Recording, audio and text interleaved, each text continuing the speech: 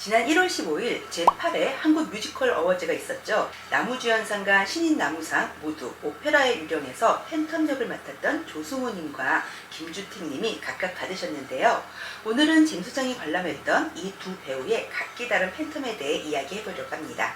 오페라의 유령은 뮤지컬에 관심이 없는 사람들도 한 번쯤은 들어봤을 정도로 유명한 작품이죠. 그도 그럴 것이 브로드웨이 역사상 최장기간 공연이라는 기록을 갖고 있을 만큼 오랜 시간 사랑을 받고 있는 작품입니다. 하지만 23년 4월을 끝으로 브로드웨이에서 막을 내린 만큼 이번 한국에서의 공연이 더욱 의미 있게 느껴져 반드시 봐야 할 작품이었습니다.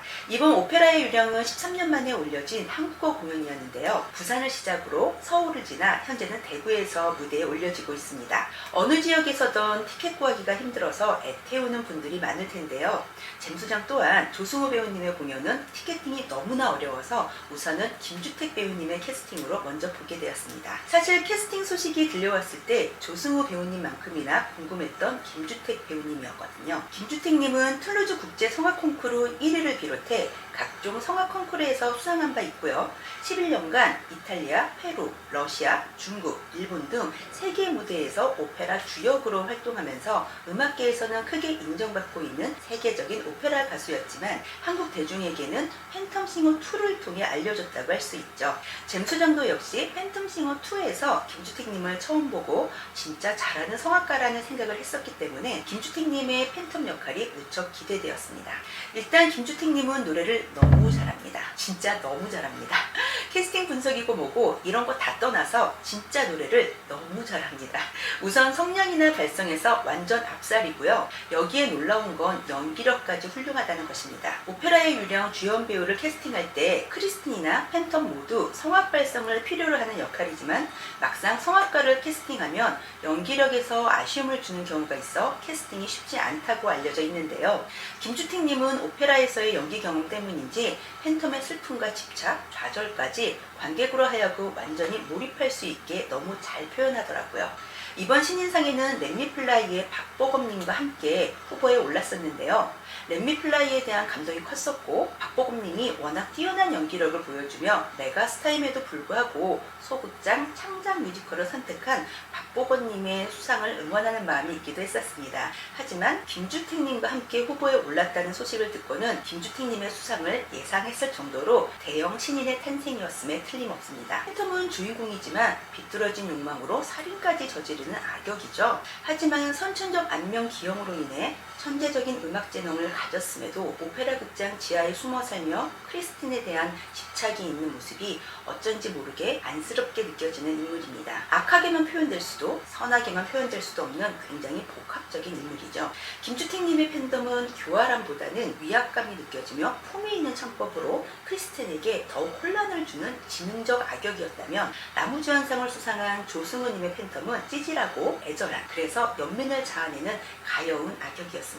조승우님을 뮤지컬 배우로서 잼수장이 특히 좋아하는 이유는 조승우님만의 상상을 초월하는 디테일한 연기 때문인데요. 가창에만 무게감을 둔다거나 대극장 무대라는 이유로 과장된 연기를 한다거나 하는 오류는 거의 없습니다. 완벽하게 캐릭터에 빙의되어 그 캐릭터의 감성을 노래로 전하는 배우이기 때문에 그 감동이 확실히 특별하거든요. 하지만 뮤지컬 중에서도 가창의 끝판이라 할 수 있는 팬텀 역을 과연 조승우님이 해낼 수 있을지 상상이 안 됐기 때문에 조승우님의 팬텀은 꼭 봐야 했습니다. 조승우님의 팬텀은 기대 이상이었습니다. 립싱크가 의심될 정도로 진성, 가성, 성악 발성을 넘나드는 가창을 보여주며 예상치 못한 그만의 팬텀을 표현해냅니다. 예를 들면 뮤직 오브 더 나잇을 부르며 마지막 가사인 그댈 위한 밤의 노래여에서 잠시 호흡 후 속삭이듯 내뱉는데 그 어떤 팬텀에서도 보지 못한 표현이었습니다. 뿐만 아니라 자신과 닿았던 크리스틴의 손을 닦아주는 것이라던가 크리스틴에게 다가가지 못하고 엉거주춤하게 쭈뼛대는 모습은 열등감에 빠져있는 자존감 낮은 팬텀을 완벽히 보여줍니다. 특히나 크리스틴을 보내고 슬퍼서 어쩔 줄 모르는 팬텀의 모습은 그에게 연민을 느끼지 않을 수 없게끔 만들죠. 그리고 팬텀 역은 아니었지만 크리스틴의 연인인 라울 역의 황건아님의 가창력에도 깜짝 놀랐습니다. 워낙 좋은 피지컬과 외모에 가창력까지 겸비한 배우인 것은 알고 있었지만 이 쟁쟁한 팬덤들의 결코 뒤처지지 않은 음색과 발성을 보여줘 작품의 완성도에 큰 역할을 했다는 생각입니다. 어쩌면 4연이나 5연에서는 팬텀을 맡아 연기하게 될 수도 있겠다는 생각이 들었습니다. 오페라의 유령을 얘기하면서 크리스틴을 빼놓을 수는 없겠죠. 이번 공연에서는 손지수님, 송은희님이 연기하고 있습니다. 두 배우님 모두 첫 뮤지컬 주연작인데요. 손지수님은 김주택님과 마찬가지로 오페라 경험이 있어서인지 탄탄한 가창력과 자연스러운 연기력이 받쳐져 뮤지컬 데뷔작임에도 훌륭히 소화해내고 있습니다.